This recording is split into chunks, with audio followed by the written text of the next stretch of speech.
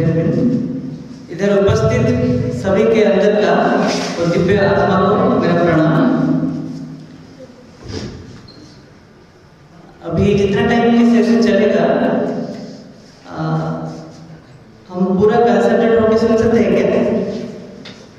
ठीक है, तो एक ऑन काइंड ऑफ जर्नी है, आधा घंटा का भी हो हमारे लिए जर्नी है जिसके थ्रू हम भी जाएंगे। Have you ever heard of Shri Aurobindo? Anywhere?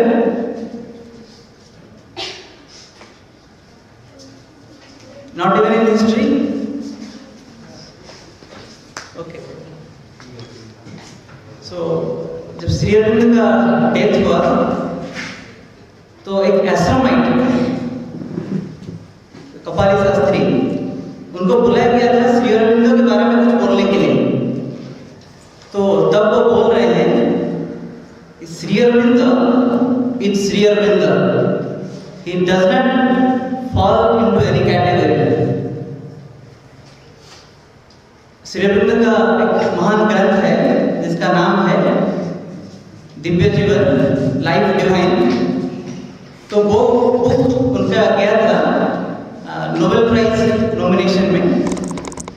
तो जब उनका जो कमेटी मेंबर जो उसको स्टडी किए तो वो पूछ रहे हैं ये जो बुक लिखा गया है ये किसके ऊपर है? Is this literature? Is this science? Or is it philosophy?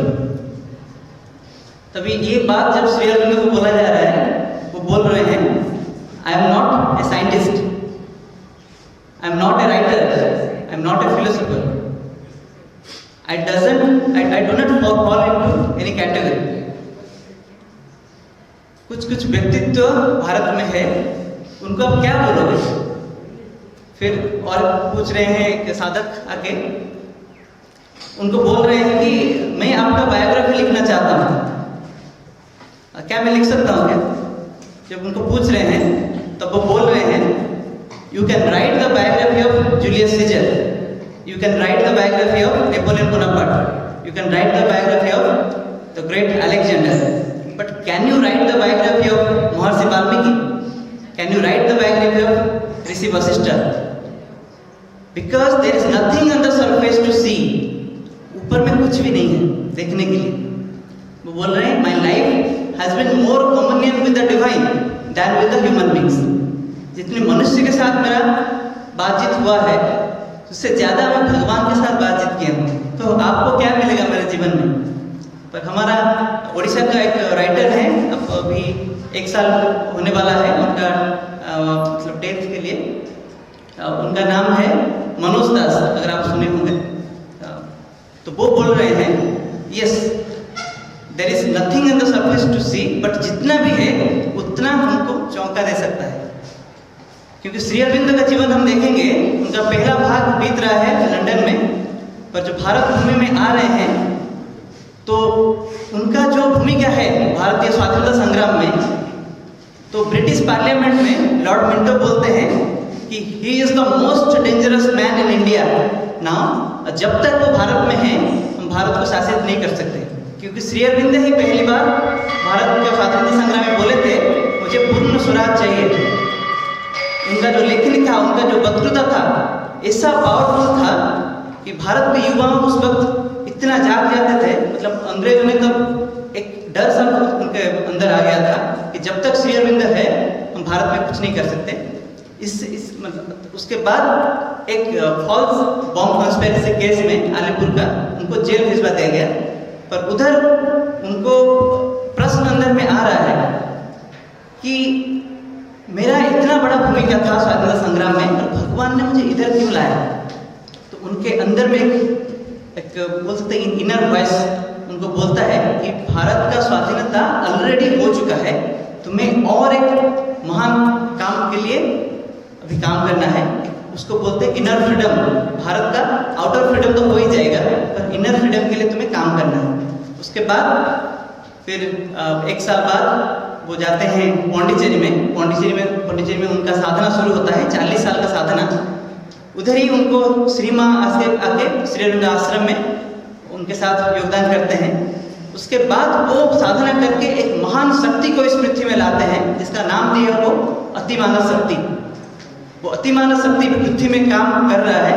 उसका काम क्या है वो इस प्रेजेंटेशन के दौरान अंत में जानेंगे। तो अभी हम ये तो श्री अरविंद के बारे में एक इंट्रोडक्शन। तो अगर नेक्स्ट में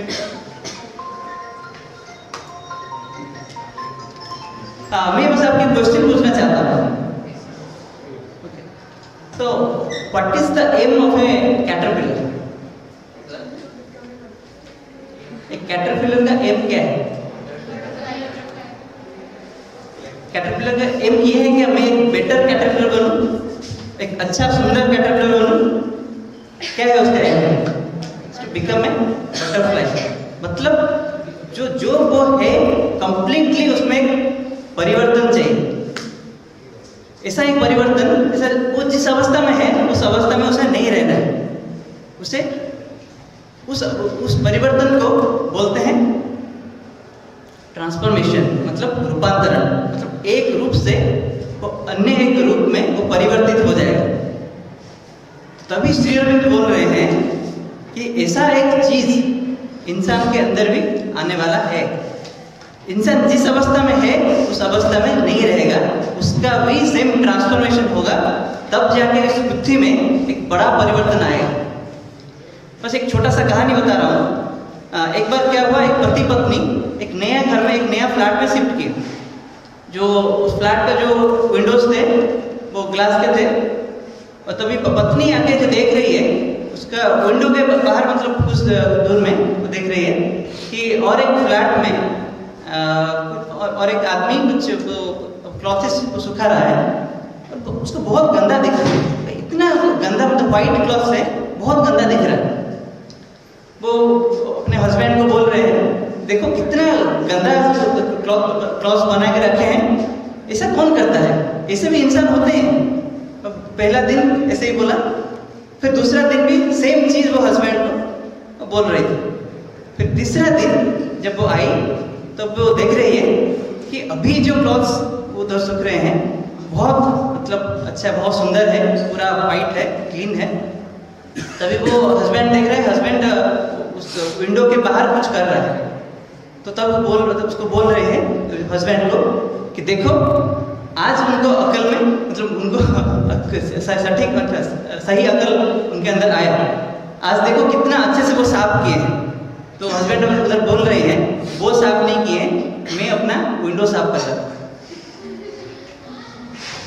एक चीज देखो, तो जब से वो नया फ्लैट में आई हैं तब से क्या था, उनका विंडो ही गंदा था। वो क्या था, पूरी दुनिया को तो तब क्या दिख रहा था, गंदा दिख रहा था। जब वो खुद का चीज साफ कर दे फिर पूरा दुनिया साफ दिखने लगा। सेम चीज श्री अरविंद बोल रहे हैं, हम इस दुनिया में जितने समस्या देख रहे हैं, असल समस्या तो हमारे अंदर है। अगर हम दुनिया को परिवर्तन करना चाहते हैं, पहले खुद को ठीक करना पड़ेगा, खुद को सुधारना पड़ेगा। अब एक शायरी भी सुने होंगे, उम्र भर काली यही भूल करता रहा, धूल चेहरे पे थी और आईना साफ करता रहा। मतलब हमारे चेहरे पे ही धूल था, पर मैं हर वक्त क्या आईना साफ करते देखता था कि आईना साफ कर दूंगा तो मैं सही दिखूंगा। तो ये चीज करने के लिए, सुन रहे हो ना? तो यही चीज हम भूल करते आए हैं कि खुद को परिवर्तन कैसे करें, ये अभी तक हमने सोचा नहीं था, क्योंकि हमको खुद का पहचान ही नहीं है। और खुद को नहीं जाने हम क्या है तो परिवर्तन क्या करें? तो श्री माँ को अगर पूछा गया था, मैं अगर आपको पूछूं हम क्यों पढ़ने आए हैं, स्कूल में हम क्यों पढ़ने आए हैं?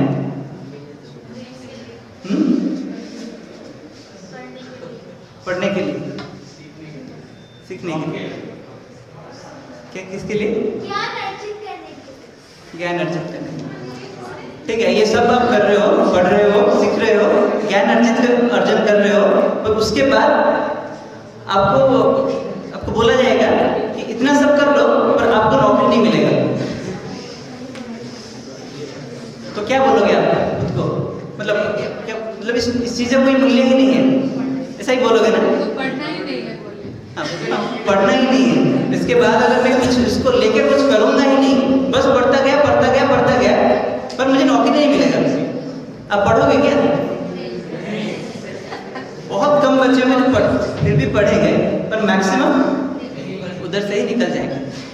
श्री माँ को जब पूछा गया था तो हम क्यों पढ़ने आते हैं, तब वो बोल रहे हैं it is not for our family, हम परिवार के लिए भी नहीं पढ़ते हैं। It is not to secure good position, कुछ अच्छे पोजीशन के जाने के लिए भी नहीं पढ़ते हैं। It is not to earn money, पैसे के लिए भी नहीं पढ़ते हैं। ये सब एक रॉन्ग कंसेप्शन हमारे अंदर अभी तक है। अभी दीदी बता रहे थे ना, जन्म लेना है, पैसा कमाना है, शादी करना है, फिर मर जाना है। यही जीवन का एक स्ट्रक्चर में आ गया है जिससे हमें निकलना है। बोल रहे हैं it is not to obtain a diploma that we study. तो किस लिए हम पढ़ते हैं? वी स्टडी टू लर्न, जो आप बोल रहे थे, जो हम जानते हैं वो चीज करना है, हम वो करते नहीं। बैकग्राउंड में कुछ और चीज चलता है। We study to learn, to know, to understand the world and for the sake of the joy that it gives us. तो ये जो टर्म है टू नो व्हाट, क्या जानने के लिए?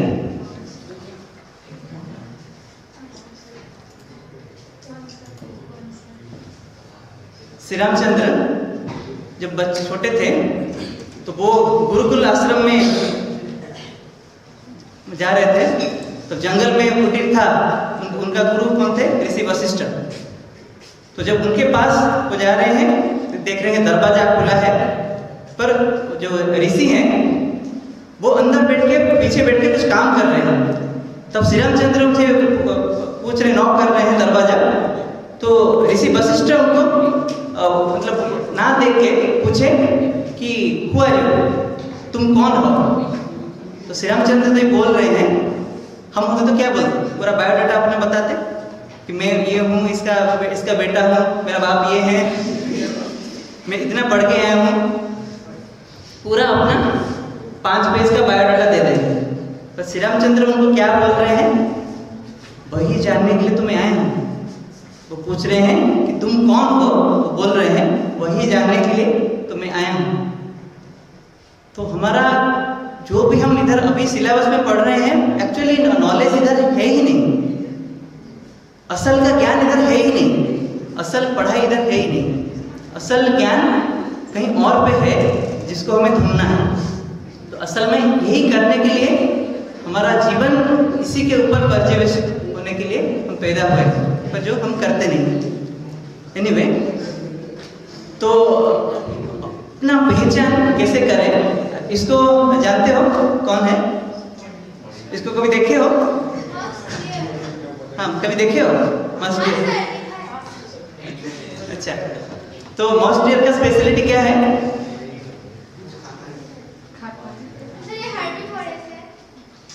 अच्छा, हर्बीवोर्स तो बहुत सारे हैं, खाता है पीता है, यही है स्पेशलिटी इसका। कस्तूरी मृग, उसका स्पेशलिटी ये है कि वो बहुत टाइम क्या करता है कि बहुत जगह घूमता है, क्योंकि उसको एक हाँ बोलो बोलो। उसका जो लेवल है, हाँ, कस्तूरी होता है, जैसे अच्छी खुशबू आती है, तो वो हर जगह ढूंढता है कस्तूरी कहाँ पे है, पर असल में उसके खुद के अंदर ही वो होता है, पर उसे वो ढूंढ नहीं पाता है। एग्जैक्टली। तो ये पता चल गया आपको कि वो एक खुशबू ढूंढता है जो कि उसके अंदर ही है, पर वो चारों तरफ ढूंढता रहता है। तो देखेंगे हम जीवन का अगर हमें लक्ष्य पूछा जाए तो फाइनली जो भी बताएं, नौकरी करेंगे, जो कोई पैसा कमाएंगे, फाइनली कहाँ तक हम पहुँचेंगे कि मुझे खुशी से रहना है। तो वो खुशी, वो असल आनंद वो कहाँ पे है? वो हमारे अंदर ही है, पर हम उसको चारों तरफ ही ढूंढते हैं, ठीक किसी कस्तूरी मृग की तरह। इधर एक श्री माँ का एक वाक्य लिखा है, पढ़ सकते हो। It is by understanding himself, bye knowing himself that he can make the supreme discovery. जब तक हम खुद को नहीं जानते, खुद को नहीं समझते, तब तक वो आविष्कार नहीं हो सकता। तो अभी ये हमारा जर्नी है to understand ourself, who you are, who we are. तो अभी तक हमारा खुद का पहचान कैसा है? अब ये पिक्चर देख सकते हो, इस पिक्चर में क्या है? एक हाथी है और उसके चारों तरफ बहुत सारे लोग हैं जो कि अंधे हैं, दे आर ब्लाइंड मैन। तो उनको एक बार वो 6 अंधे लोगों को छोड़ा गया कि अब देखो ये क्या है, ये चीज क्या है। वो कभी हाथी नहीं देखे थे। तो एक अंधा जाके उसका जो कान है उसको टच किया, तो बोल रहा है तो ये एक कारपेट है। तो और एक अंधा जाके टच किया, उसका जो ट्रंक है उसका टच किया, उसको टच करके बोल रहा है ये तो एक पाइथन है। उसको पता गया था कि पाइथन ऐसा होता है, तो ये एक अजगर है। फिर और एक अंधा का छोड़ा गया, वो देखो वो उसका दांत में जाके टच कर रहा है, तो उसको लग रहा है ये एक बर्छा है। तो और एक अंधा जाके उसका जो पेट है उधर टच कर रहा है, टच करके बोल रहा है ये तो एक वाल है। तो और एक अंधा जाके वो टच कर रहा है, उसका पैर को टच कर रहा है, तो बोल रहा है ये तो एक पेड़ है। फिर और एक अंधा जाके उसको पूंछ पे टच किया, वो बोल रहा है ये तो एक रोप है। तो अभी सब लोग सही बोल रहे थे या गलत बोल रहे थे? वो कभी हाथी को देखे नहीं थे। सर उनके हिसाब से वो सही था क्योंकि उन्हें पता नहीं था वो क्या है, वो अंधे थे। एग्जैक्टली, उनके हिसाब से वो सही बोल रहे थे, but that was not the complete truth. उनके हिसाब से वो सही था, बट वो संपूर्ण सत्य नहीं था, क्योंकि उनको तो वो देख नहीं पा रहे थे, उनको बस महसूस हो रहा था। तो अभी हम देखेंगे इंसान की अवस्था यही है। हम भी किसी ना किसी तरह अंधे हैं, क्योंकि हमें पता है इंसान को कुछ फ्रीक्वेंसी मतलब रेंज में दिखता है, विजिबल लाइट का रेंज कुछ है, उसके अंदर ही हमें दिखता है। इंसान का हियरिंग कैपेबिलिटी भी एक रेंज में होता है। हम हर तरह का आवाज साउंड सुन सकते हैं क्या? नहीं। हमसे ज़्यादा कुत्ता सुन सकता है, हाथी सुन सकता है। तो उसको क्या बोलते हैं? 20। हमारा कैपेबिलिटी कितना है हियरिंग रेंज का? कैपेबिलिटी 20 हर्ट्ज से 20 किलोहर्ट्ज। तो 20 हर्ट्ज से नीचे हम सुन नहीं सकते। डेसिबल नहीं, वो क्या हुआ? 20 dB, सॉरी, हाँ 20 dB 20 वो रेंज क्या है? हर्ट्ज है ना भाई, हर्ट्ज। हाँ, तो उससे ज़्यादा हम सुन नहीं सकते, उससे नीचे हम सुन नहीं सकते। तो मतलब इंसान का कुछ कैपेबिलिटी कुछ है, उस कैपेबिलिटी रेंज में अगर बाहर जाते हैं वो सुन नहीं पाता है, देख नहीं पाता है। सेम चीज़ इस दुनिया में ऐसे कुछ फोर्सेस हैं, ऐसे कुछ शक्तियाँ इधर काम करते हैं जो हमारे देख नहीं पाते। ऐसा कुछ फोर्स हमारे अंदर भी काम करते हैं, हम देख नहीं पाते, क्योंकि our knowledge is half. Only part of the thing we can observe, only part of the thing we can feel, only part of the thing we can hear. तो अभी हमारा ये प्रयास रहेगा खुद को थोड़ा जानने के लिए। मैं से एक छोटा सा कहानी बताऊंगा, उसके बाद मैं आपको कुछ प्रश्न पूछूंगा। आप थोड़ा खुद को ऑब्जर्व कीजिए उसके थ्रू।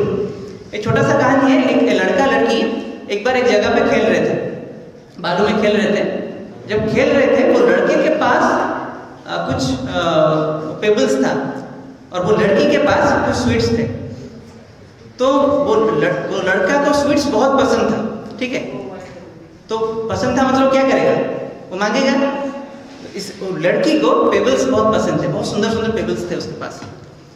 तो लड़का सोचा मैं एक डील करता हूँ, उसको मेरे पास जितना पेबल्स है उसको दे देता हूँ और उसको मांगता हूँ अपना सारा स्वीट्स वो मुझे दे दे। तो लड़की क्या हुआ, वो खुशी से अपने सारे स्वीट्स उसको दे दी और अपना सारा पेबल्स ये उसको दे दी। तो अपने अपने घर चले गए। पर उस रात जब लड़का सोने के लिए गया अपने बेड पे, तभी वो सोच रहा है कि मैं अपना सारा पेबल्स उसे नहीं दिया हूँ। सुंदर सुंदर कुछ पेबल्स चूज करके 2-3 मैं अपने पास रख लिया हूँ। क्या वो लड़की वही नहीं की होगी क्या? वो क्या मुझे अपना सारा स्वीट्स दे दी या कुछ अपने पास छुपा के रख लिया? यही सोचते सोचते उसको पूरा रात नींद नहीं आई। पर वो जो लड़की थी वो अपना सारा स्वीट्स सच में दे दी थी और वो बहुत शांति से आराम से उस रात वो सो रही थी बेड में। अभी एक बात मुझे बताओ, पर लड़का क्यों नहीं सो पाया? क्योंकि उसने खुद क्यों वो गलती किया उसके मुझे अंदर? लगता है कि पेपर्स में जो ज़्यादा महंगे थे और सुंदर थे जिसको ट्राई कर रहे थे। उसके पीछे क्या काम कर रहा था उसके अंदर? हाँ, ये वो सोच रहा था, पर उसके पीछे क्या एग्जैक्टली रीजन था ताकि जिसलिए वो सारा स्वीट्स ले आया पर पेबल्स नहीं दिए? लालच। तो ये पूछता हूँ, वो जो लालच या ग्रीड वो कहाँ से आता है? अंदर से आता है। तो अगर तो आपसे मैं बोलूं तो लालच अगर अंदर से आता है तो उसके उस टाइप का क्या क्या बैड क्वालिटीज हैं आपके पास? किसी को गुस्सा आता है? तो वो क्या आप सबके अंदर है? ठीक है, कोई जो बहुत गुस्सा करता है खड़े हो जाओ।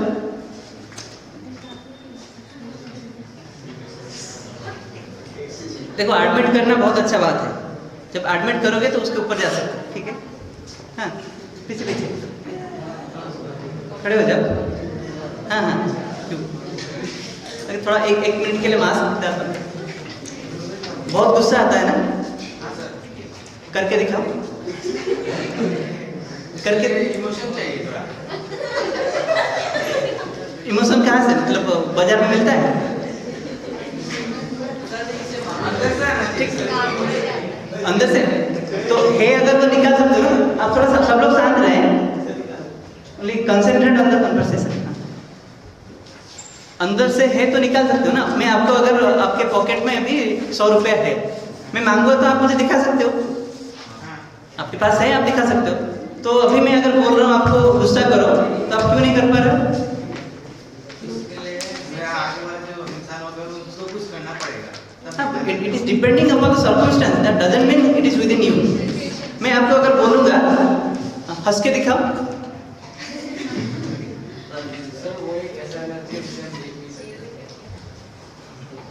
अरे देख नहीं सकते पर दिखा तो सकते हैं ना। अगर है तो तुरंत हम दिखा सकते हैं, पर कंसंट्रेट करो। अभी मैंने उसको हंसने के लिए बोला, वो तुरंत ही हंसती। क्यों? बैठ जाओ। इसका मतलब जो हमारे पास है हम दिखा सकते हैं, जो नहीं है हम कैसे दिखाएंगे? वो हंसी हमारे अंदर है, it is our own inherent quality, but that anger is not with in us. अभी थोड़ा ऑब्जर्व करके देखोगे वो जो लालच या वो या ये जो एंगर, ये बाहर से आता है। उसका जो वाइब्रेशन है वो बाहर से आता है, हम उसको उसी वक्त रिसीव करते हैं। It is the same thing with fear. It is within the atmosphere. At the very moment we receive it, then we express it. जो हमारे अंदर है हम उसको दिखा सकते थे। तो ये बताओ, अभी ये जो वाइब्रेशन से अचानक से हमारे अंदर एक जेलसी आया, अचानक से एक फियर आया, एंगर आया, या ग्रीड आया, ठीक है, वो आया, पर हम उसको क्यों रिसीव किए? हमारे अंदर ऐसा क्या है जो उसको रिसीव किया?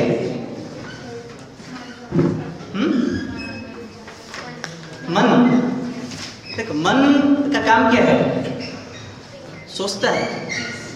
तो आप क्या सोच के, मतलब जब लालच आता है, क्या सोच के मुझसे उसके ऊपर लालच करना है?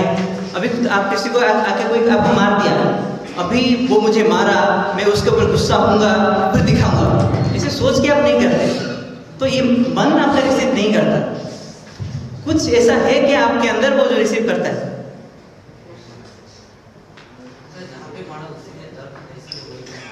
क्या क्या? हाँ, रिएक्शन तो बॉडी में होता है, पर वो एंगर क्या बॉडी करता है क्या? हाँ, वो ये ऑप्शन हो सकता है। बॉडी हमारा एंगर करता है क्या? बॉडी से एंगर नहीं होता है। हाँ, कुछ बोल रहे थे आप? हाँ, तो इधर सुनो। सर, हम गुस्सा करना चाहते हैं, इसीलिए हम गुस्सा करते हैं। हाँ, exactly, we receive that vibration, that's why we get angry. But हमारे अंदर ऐसा कौन है जो वो रिसीव करता है? हमारा सोल, इनर सोल इतना खराब काम कर सकता है? सर, हम खुद करते हैं। हाँ भाई, हम खुद कौन है? अब देखो, थोड़ा कंसंट्रेट करो। ये चीज हमें आज तक कोई बताया नहीं है। देखो, हमारे ये माइंड नहीं करता है, ये हम समझ गए, क्योंकि मन हम समय से सब कुछ सोच के करता है। बॉडी नहीं करता है, क्योंकि बॉडी ऐसा काम नहीं है। बॉडी का काम ये नहीं है कि वो गुस्सा करे। सुनो सुनो, तो इसी चीज को श्री अरविंद नाम दिए हैं वाइटल बीइंग। हमारे अंदर एक प्राण सत्ता है, वाइटल बीइंग, जो जिसके अंदर ये सब वाइब्रेशंस हैं या वो रिसीव करता है। उसके पास अभी देखो, मैं बोलूंगा कि ये सब चेयर आप दो तीन चेयर आप खुद उठा के ले लो, आप पे जो स्ट्रांग होगा वो अचानक से आएगा उठाने के लिए, मतलब उसको कुछ सोचना भी नहीं पड़ेगा, अचानक से उठ के आएगा। उसके अंदर से वो ये एनर्जी कहाँ से आएगा? किससे? हाँ वो ठीक है, वो कॉन्फिडेंस कहाँ पे है, कहाँ पे स्टोर होके है, वो एनर्जी कहाँ पे है, वो एंथुसियाज्म कहाँ पे है? आप जब खेलते हो, सुनो सुनो, मैं जान पा रहा हूँ कि आप डिस्कशन कर रहे हो पर बाकी डिस्टर्ब हो रहा है। अब फुटबॉल खेल रहे हो, अचानक से आप एंथुसियास्टिक हो जाते हो खेलते वक्त, वो सोच के नहीं करते हो। ये सब पॉजिटिव क्वालिटीज है, वो कहाँ में आता है? तो ये बॉडी में नहीं है, वो एंथुसियाज्म बॉडी में नहीं है, वो माइंड में नहीं है। तो ये एक क्वालिटी है जो वाइटल बीइंग से आता है, तो उसको प्राण सत्ता बोलते हैं। ये उसका क्वालिटीज है। उसका नेगेटिव पार्ट ये है, ये जो हमारा ग्रीड हुआ, जेलसी हुआ, एंगर हुआ, ये किस वायलेंट हो जाते हैं हम, ये सब negative qualities, it is the that lower nature of vital being. और जो पॉजिटिव एस्पेक्ट आप देख रहे हो, जो हमारा अंदर अचानक से एनर्जी आता है, हम एंथुसियास्टिक हो जाते हैं, जिस क्वालिटी से हम आर्ट करते हैं, पेंटिंग्स करते हैं, वो सब भी it is the higher aspect of that vital being. ठीक है,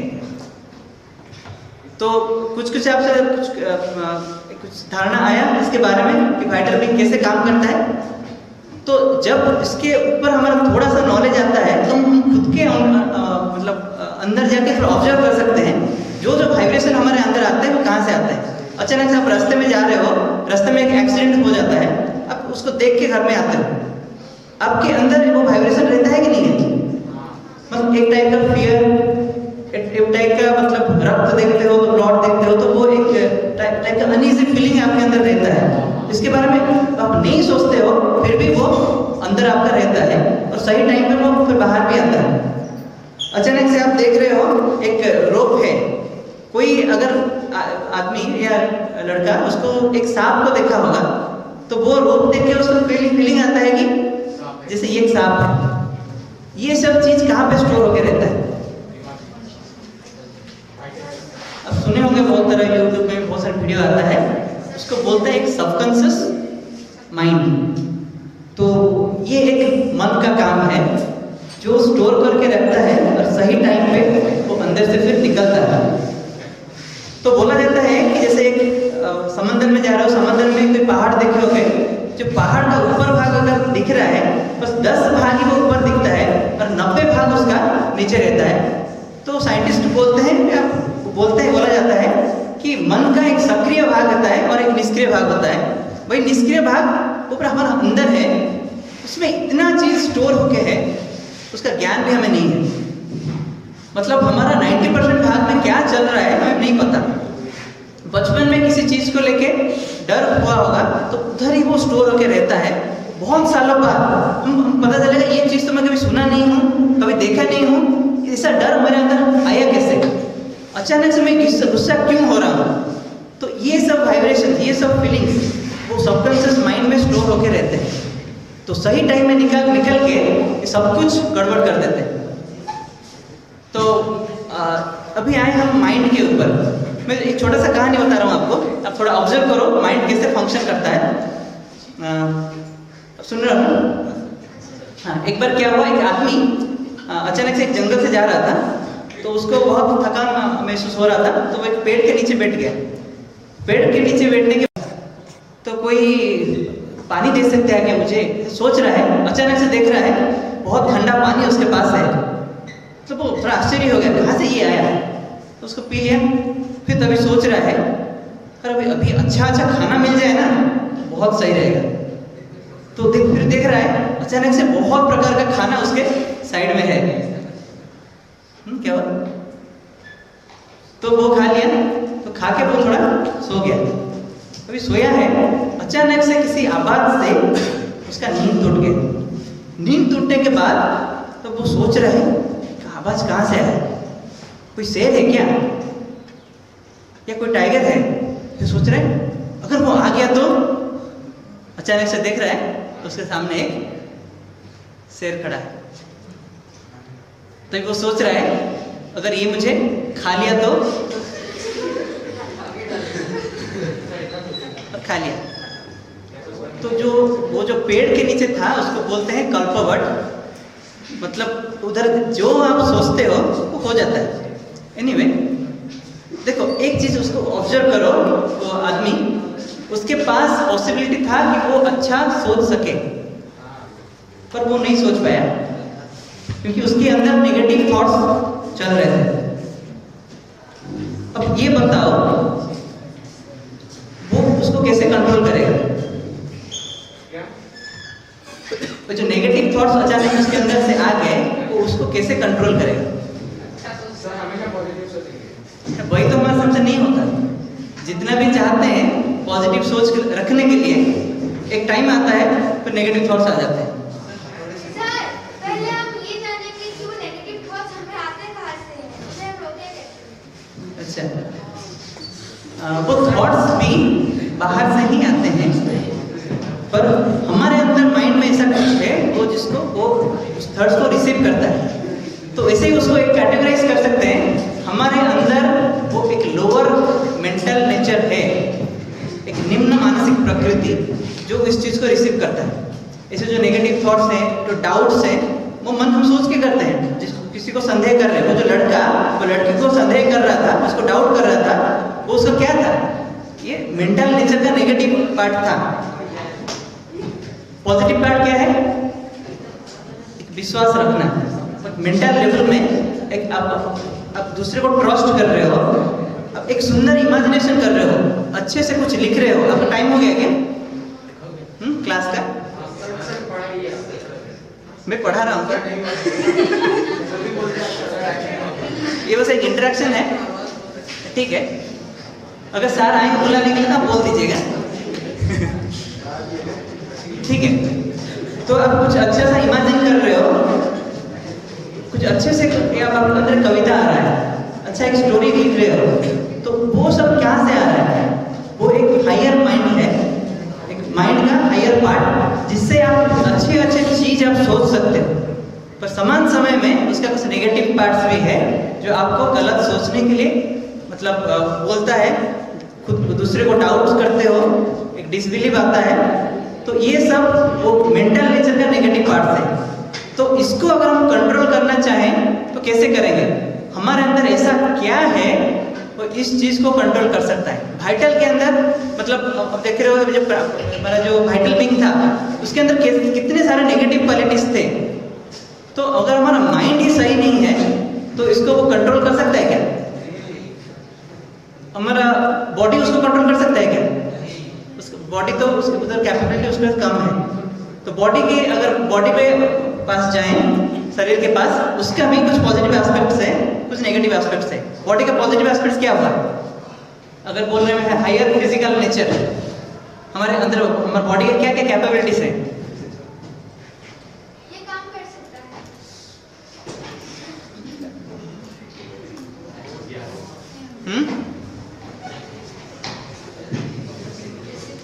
क्या काम कर सकता है?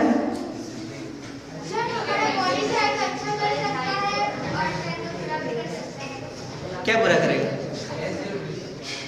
नहीं एग्जैक्टली, अब थोड़ा स्पेसिफिक हो जाते हैं।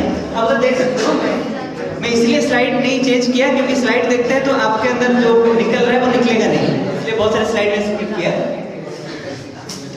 थोड़ा कंसंट्रेटली सुने। हेलो, थोड़ा साइलेंट हो जाए सब। सर, हमारा बॉडी हर एक चीज कर सकता है, पर डिपेंड हमारे माइंड पे करता है कि वो हमारे बॉडी को क्या करना है।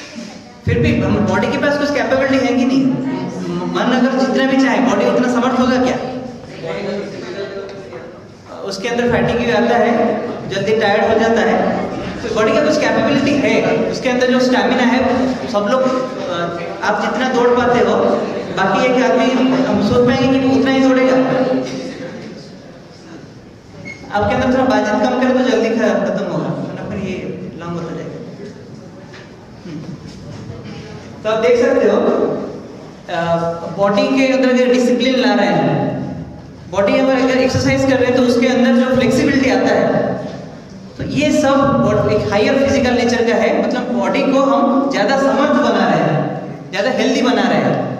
अब श्रीमा बताते हैं, मैं एक 80 साल का यंग लोग को भी देखा हूँ और एक 18 साल का बूढ़ा को भी देखा हूँ। ऐसा क्यों है?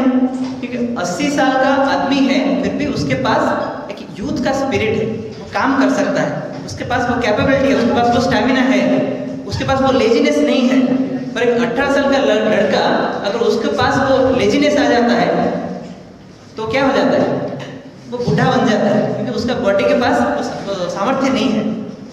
तो ये सब जो सामर्थ्य नहीं है, incapability, it comes under lower physical nature. देखिए किसी के पास स्मोकिंग का बैड हैबिट है, ये एक फिजिकल नेचर का एक लोअर नेचर है। वो लेजीनेस, हमारे अंदर जो रोग आता है, डिजीजेस आता है, ये भी हमारा फिजिकल बॉडी का लोअर नेचर ही है, जिसके वजह से हम बहुत आराम से ये रोग से प्रपीड़ित हो जाते हैं। तो इसी के बॉडी का इनकैपेबिलिटी की वजह से ही हम धीरे धीरे मृत्यु की तरफ ही जाते हैं, क्योंकि हमारा जो बॉडी डिके होता है। तो इस दुनिया में जितने सारे समस्या मनुष्य फेस कर रहा है, अब बताओ हमारा वाइटल बीइंग के पास पॉजिटिव एस्पेक्ट है, नेगेटिव भी है, माइंड के पास पॉजिटिव भी है, नेगेटिव भी है, बॉडी के पास भी पॉजिटिव है, नेगेटिव है। तो हमारे जीवन में जो समस्या आ रहा है, जितनी जो समस्या हम फेस कर रहे हैं, ये तीनों है। ये तीनों के अंदर कौन है जो हमें उससे प्रोटेक्ट कर सकता है, जो ट्रू सॉल्यूशन दे सकता है? हाँ, नहीं, उसके पास में नेगेटिव थिंग्स है ना, तो उसको गाइड कौन करेगा? हमारे अंदर ऐसा क्या है जो ये तीनों को वो गाइड करेगा?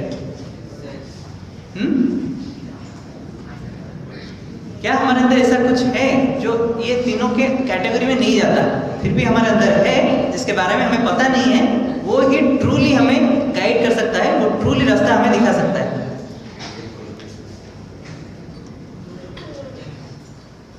बस एक छोटा सा कहानी बता रहा हूँ। एक बार क्या हुआ, एक आदमी नाव में एक नदी में जा रहा था।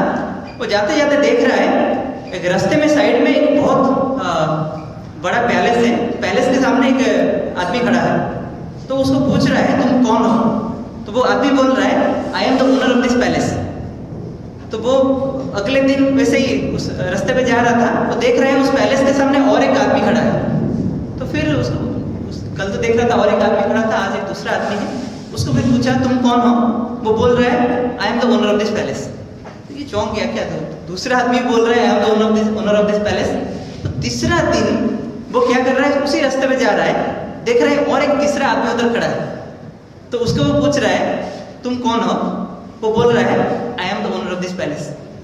तो उसको थोड़ा आश्चर्य लगा कि हर दिन नया नया आदमी देख रहा हूँ, तो सब लोग बोल रहे हैं I am the owner of this palace. उसको ये थोड़ा रहस्यमय लगा। तो उस दिन जब वो लौट रहा था, तो वो पैलेस के अंदर गया। पैलेस के अंदर जब गया, वो देख रहा है कि पहला दिन जो आदमी को देखा था, वो उधर झाड़ू लगा रहा है। तो वो उसको पता चल गया ये उस पैलेस का ओनर नहीं है। तो थोड़ा आगे गया और एक रूम में, तो तब देख रहा है कि दूसरा दिन जो बोला था मैं इस घर का ओनर हूँ, वो कह रहा है वो पोछा लगा रहा है। तो वो लगा ये भी ओनर नहीं है। तो फिर और एक रूम में गया, उधर किचन था। तो तीसरा दिन, उस दिन का सुबह जो देखा था जिसको, वो उधर वेजिटेबल्स कटिंग कर रहे हैं। तो उसको पता चल गया ये भी ओनर नहीं है। इतना बड़ा पैलेस जो है, उसका मालिक कभी ऐसे वेजिटेबल कटिंग करेगा? तो वो उधर बहुत सारे रूम्स थे। वो धीरे धीरे धीरे धीरे अंदर गया। तो अंदर जाके वो देख रहा है ऐसा एक रूम है जिस रूम से एक वाइट कलर का लाइट, एक उज्जवल रश्मि उससे निकल रहा है उस स्क्रीन से। तो वो धीरे धीरे धीरे धीरे गया और जाके वो पर्दा हटाया और उसको पता चल गया रियल ओनर तो इधर ही है। पूरा अंदर जाके देखा कि असल मालिक घर का तो यहीं पे है। तो कौन है वो जो मालिक? अब देख रहे हो एक ट्रायंगल है।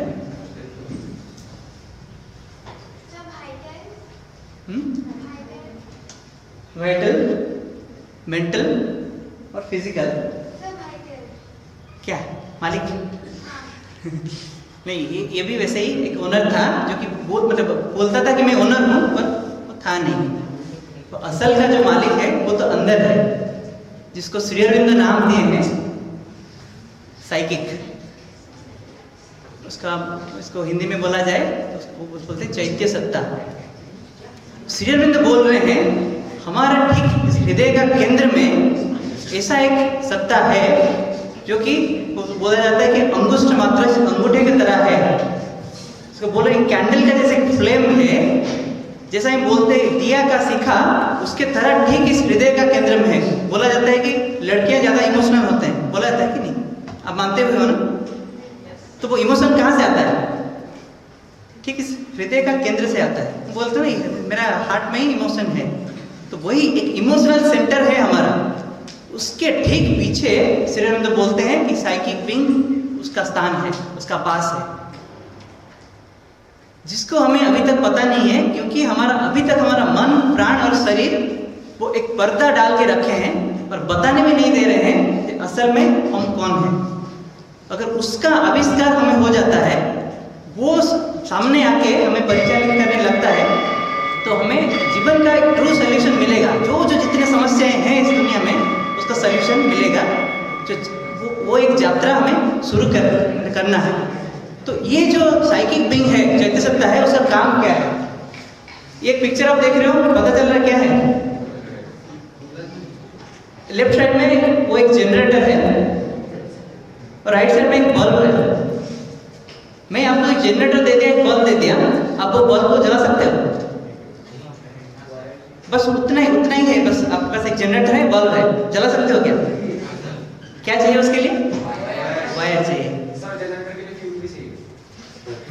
ठीक है, फ्यूल के साथ ही जनरेटर मिला है आपको। ठीक है, वो ऑलरेडी इट इज फ्यूल है उसमें। तो आप जो बोल रहे हो एक तार की जरूरत है, श्री अरविंद बोल रहे हैं, तो it is the function of the psychic being, it is like a wire. अगर वो जनरेटर है, एक divine supreme power which moves all the creation.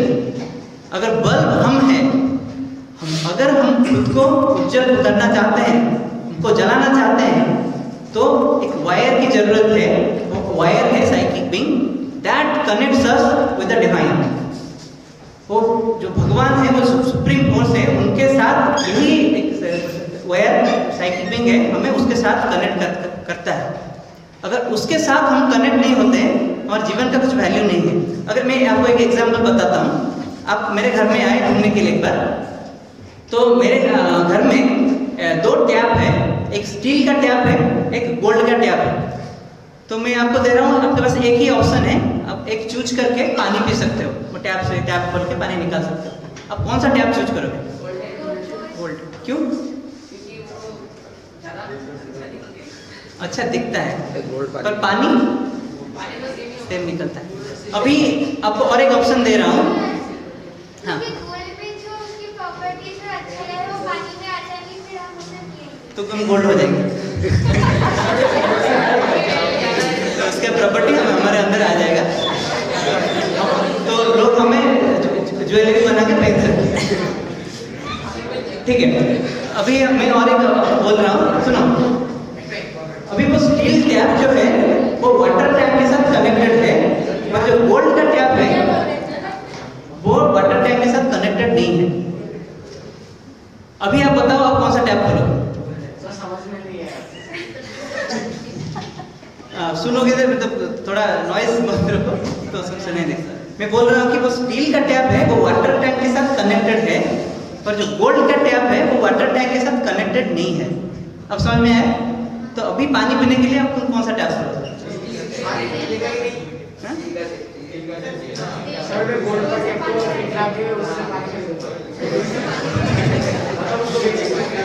ठीक है, हम थोड़ा ज़्यादा सोच रहे हैं, तो जनरली आप जाके पानी पीने के लिए थोड़ा देखो, आप थोड़ा बातचीत कर रहे हो तो मेन थीम से निकल जा रहे हैं। थोड़ा कंसर्टली सुनो। हाँ, क्या बोल रहे थे? मैं दोनों से ही लूंगा, कॉन्ट्रैक्ट से लूंगा। दो ही ऑप्शन था। एक टैप की वैल्यू तब तक नहीं होती जब तक उससे पानी नहीं आता, तो हमें स्टिकर टैप से एग्जैक्टली तो सब मैं जो बताना चाहता हूँ तो पहले से बता जाता हूँ, कैसे कर लेते हैं। तो एग्जैक्टली स्टील का टैप वाटर टैंक के साथ कनेक्टेड है, इसलिए उसका वैल्यू है, मतलब वो सोर्स के साथ कनेक्टेड है इसलिए उसका वैल्यू है। पर गोल्ड का टैप जितना भी गोल्ड का हो, डायमंड का हो, अगर वो वाटर टैंक के साथ कनेक्टेड नहीं है, सोर्स के साथ कनेक्टेड नहीं है, तो उसका कोई वैल्यू भी नहीं है। थोड़ा सुनो, चेंज कर लेंगे। सर हम कुछ नहीं करेंगे, हमें पानी पीने से मतलब है, इससे मतलब है कि टैप किससे बना है। जो मतलब की बात मैं कर रहा हूँ आप सब भटक जा रहे हो उससे। तो सुनो सुनो, थोड़ा साइलेंट हो जाएगा तो 5 मिनट में हम खत्म हो जाएंगे।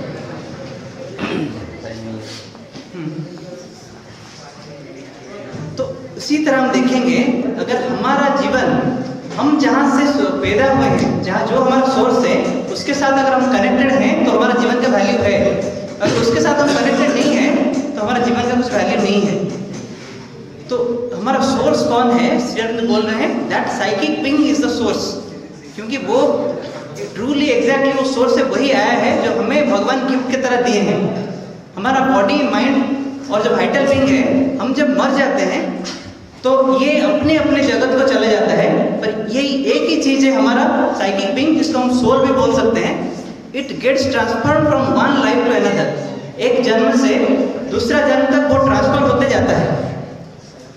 इस जन्म में हमारा साइकिक बीइंग जितना ग्रो करता है उसी एक्सपीरियंस ही ट्रांसफर होता है दूसरा जन्म में।